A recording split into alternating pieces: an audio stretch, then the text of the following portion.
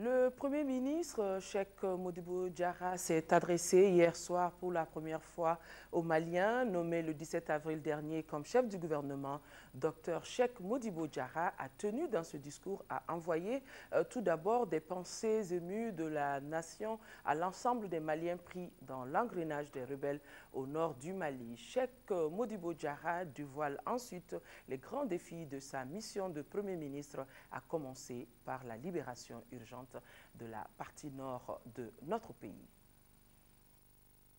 Mes chers compatriotes, je voudrais à l'entame de mes propos rendre grâce à Dieu, clément et miséricordieux, lui qui souvent éprouve ses créatures. En effet, notre pays, le Mali, traverse une des périodes les plus dramatiques de son histoire contemporaine. Chaque Malien, chaque Malienne souffre dans sa chair et dans son âme. Mais pour notre peuple, il ne saurait être question de se laisser ronger par l'amertume et le désespoir. Bien au contraire, il faut faire face avec courage, pragmatisme. Voilà ce qui a conduit à la signature de l'accord cadre entre la CEDEAO et le CNRDRE le 6 avril 2012. Mes chers compatriotes, pour la sortie de crise, c'est ma modeste personne qui a été retenue pour assumer les fonctions de Premier ministre avec les pleins pouvoirs. Ce fardeau, j'en mesure le poids et je supporterai ce poids, d'autant que sur cette terre, berceau de tant de valeureux et intrépides héros, ils sont légion, les hommes et les femmes sur qui le choix pouvait tomber. Cette mission redoutable, je l'accepte donc avec humilité et je m'engage à la conduire avec abnégation et détermination.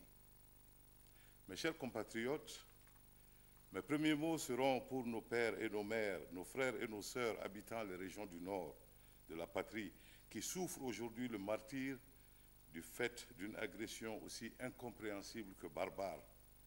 En effet, il est difficilement admissible qu'au XXIe siècle, il soit encore fait recours à la violence armée pour poser des revendications. Chers compatriotes du Nord, sachez que nous pensons à vous à chaque instant et que tout, absolument tout, sera mis en œuvre pour que vous recouvriez le sourire.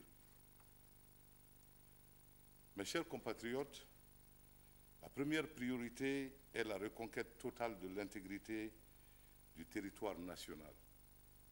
Nous affirmons ici haut et fort que pas un centimètre carré du sol de la patrie ne restera occupé par qui que ce soit ou pour quoi que ce soit. Ce faisant, nous ne refuserons aucune voie de recours. Toutes les options sont envisageables, en premier lieu, celle de la négociation. Oui, chers compatriotes, nous négocierons parce que nous haïssons la guerre. La guerre qui fait de l'enfant un orphelin, la guerre qui fait d'une femme une veuve, la guerre qui détruit et qui livre nos villes et nos campagnes à la désolation, la guerre qui souille le sol du sang des enfants innocents. Nous négocierons aussi, chers compatriotes, parce que nous sommes amoureux de la guerre qui détruit la guerre qui fait taire les armes, la guerre qui ouvre les portes de la paix dans nos villes, la paix dans nos campagnes et la paix dans nos cœurs. Nous négocierons, chers compatriotes, parce que nous n'avons pas peur de négocier, parce que nous n'avons pas honte de négocier. Cependant, nous ne négocierons pas le couteau à la gorge, en acceptant le fait accompli. Nous ne négocierons pas alors que prédomine dans nos rangs un sentiment d'abandon, de résignation, un sentiment de capitulation.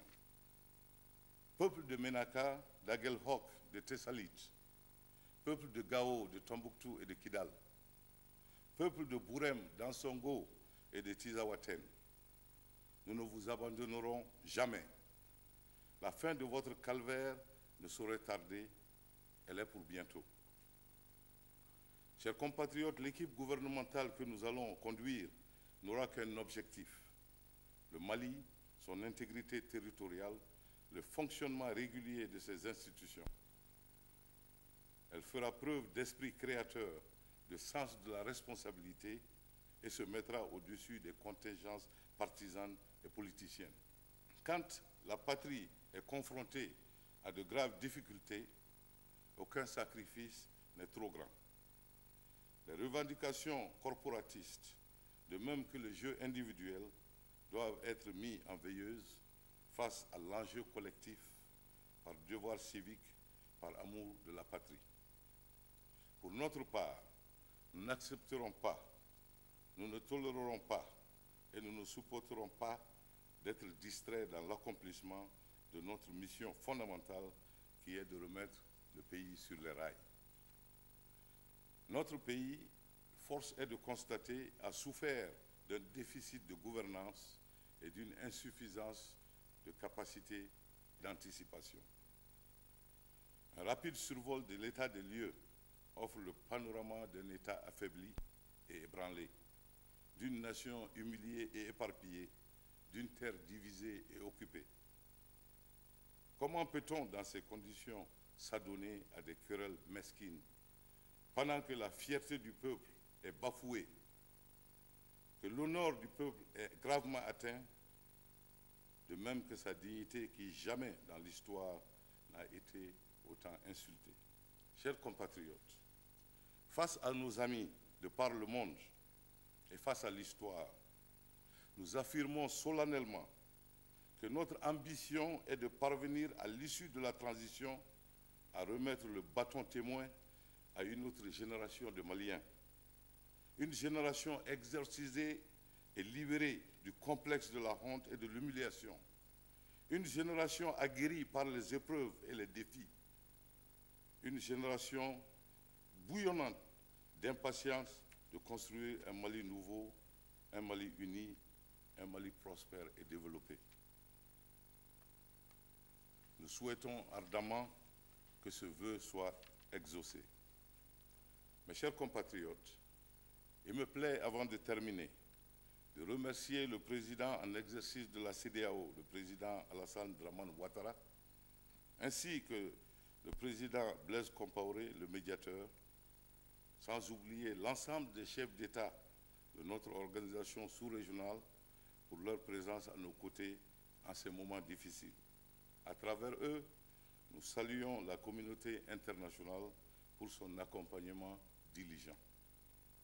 Nous demandons aux chefs religieux, aux légitimités traditionnelles, à l'ensemble de la population de nous accompagner par leurs bénédictions et par leurs prières pour que le gouvernement et moi-même, nous soyons à la hauteur de la confiance placée en nous, que nous puissions réussir notre mission et que notre pays renoue avec la paix, l'unité et la cohésion nationale. Que Dieu bénisse le Mali. Je vous remercie.